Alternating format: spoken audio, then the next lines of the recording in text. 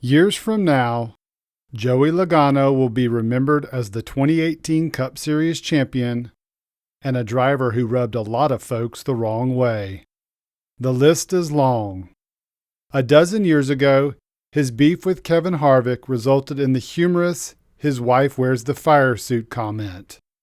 Back in 2015, Logano's conflict with Matt Kenseth got so heated that it ended in the latter receiving a 2-race suspension and both missing out on the championship. Denny Hamlin has joined in on the fun, exchanging shoves and delivering a comical quote at the Penske driver's expense, mocking him with, "That's just short track racing." One of Logano's more memorable feuds occurred with Hamlin's JGR teammate Kyle Busch 5 years ago at Las Vegas, when the 22 made a late race move that spun Busch out. Angry, the JGR driver headed straight for Logano after the race. He recalled the sequence of events last year on the I Am Athlete podcast. I never said anything on the radio, nothing to my team, like, hey, come with me, like, I'm going to go whip this boy's ass, like, nothing. Kept it all to myself. I got out of my car, I marched my happy ass down pit road, and I turned right in to where he was, and I just pulled it back and let her rip. And hit him right across the face, and then, of course, I got the one hit in because the whole rest of the fight was just all these dudes pulling us apart, and they drug me to the ground, and I come up bleeding. I must have hit myself on the front of the car or something. Interestingly, Logano hasn't just frustrated drivers from other teams, but even his own teammates. That was evident last year during the season-opening race at Daytona, when he and Penske teammate Brad Keselowski got together and caused a fiery chain reaction accident on the final lap. Keselowski fired a shot at Logano after the race, suggesting he can't drive everyone's car. The pair weren't on speaking terms for days. Through it all, Logano has remained unapologetic for his aggressive driving style. And why should he?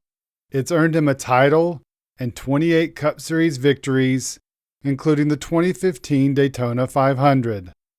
Last year, NASCAR President Steve Phelps summed it up best during his appearance on another episode of the I Am Athlete podcast. Joey Logano cares about the sport. I'd say Joey's a little more, when he's out of the car, phenomenal guy, right?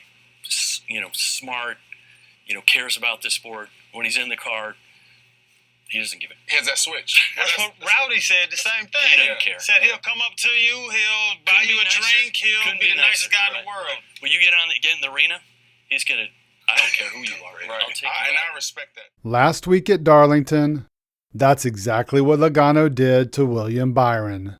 He took him out at the end of the race, sending the number 24 into the outside wall and ending his chances at victory, which the 31-year-old secured a lap later. After the race, an understandably frustrated Byron revealed a side rarely seen. Did you guys have something happen before that? No, we were really close off of 2, and I think it spooked him and got him tight, and he was right against the wall, and I got the lead. And he's just an idiot. He does this stuff all the time. I've seen it with other guys, and he drove in there 10 mile an hour too fast. And with these next-gen cars, he slammed me so hard it knocked the whole right side off the car, and no way to make the corner. So, he's just a moron. Not surprisingly, Logano saw it differently and said his decision and subsequent move were in response to a move Byron had made on a restart several dozen laps before. Yeah, you're not going to put me in the wall and not get anything back. That's how that works. But This past weekend at Kansas, both drivers visited with reporters, and naturally, the previous weekend's conflict at Darlington, which was a hot topic of conversation all week on NASCAR talk shows, was brought up. Byron told reporters that the pair were not even, but wouldn't admit that he owed him, which seemingly kept his options open for later retaliation if he sees fit to do it. Logano, on the other hand, was much more direct when asked about the incident and what might happen going forward. I got fenced. I stand by the same stuff I said last week. I got fenced. I retaliated and won the race. So that's kind of, like I said last week, that's kind of how it works.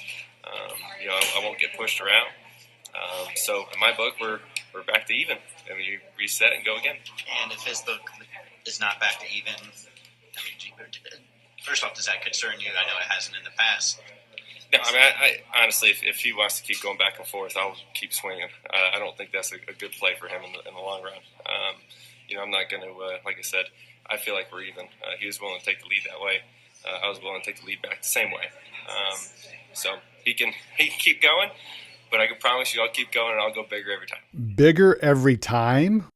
What does that look like? The better question is, will Byron respond? It's something to keep an eye on the rest of the season. And based on Logano's remarks, if it happens, it will just be the next chapter in a growing conflict and another interesting storyline in what is turning out to be a memorable NASCAR Cup Series season, both on and off the track.